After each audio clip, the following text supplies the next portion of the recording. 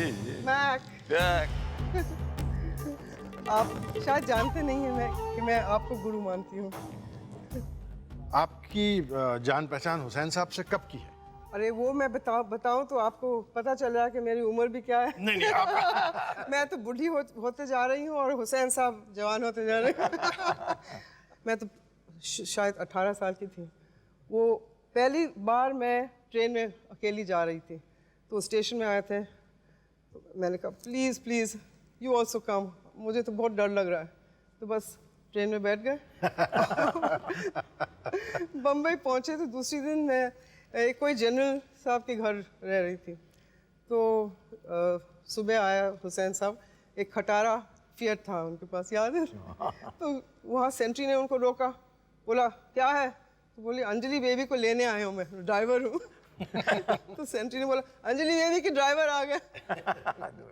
तो मैं नीचे आया, बहुत मुझे शर्म आया था कि ऐसे हो गया था। जी, बहुत शुक्रिया, बहुत शुक्रिया, बहुत शुक्रिया। तशरीफ।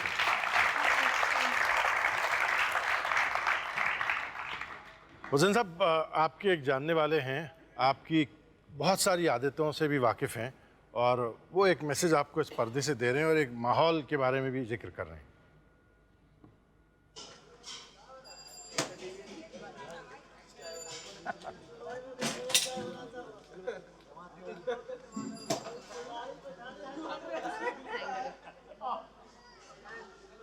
MF, आपको निज़ामुद्दीन के इस चाय खाने में चाय पीना बेहद पसंद है। हिंदुस्तान में और बाहर भी हर बड़े शहर में आपका एक ख़ास चाय वाला मौजूद है। वो निज़ामुद्दीन की ये जगह हो, या फिर कलकत्ते का सरदार का ढाबा हो, या हैदराबाद हो, मुंबई हो, वाराणसी हो, या फिर लंदन का शेफर्ड मार्केट हो, और आज भी किसी भी वक्त गर्मा गर्म चाय का एक गिलास और एक रूखी रोटी आपके लिए एक कंप्लीट मील का काम करती है।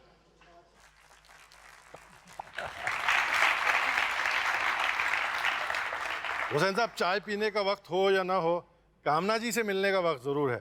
कामना जी प्लीज़ तशरीफ लाइए।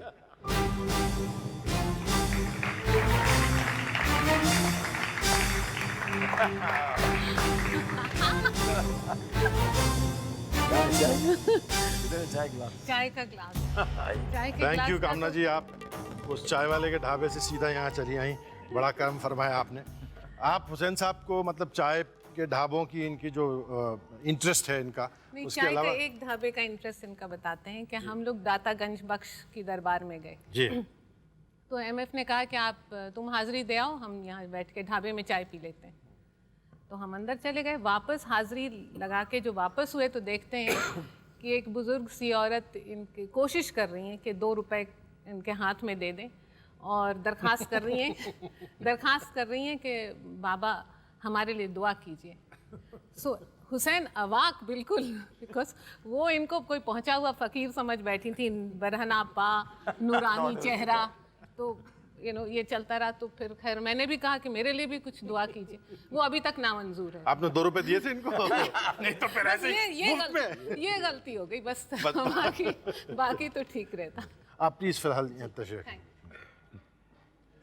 प्लीज तशरीफ लाइए।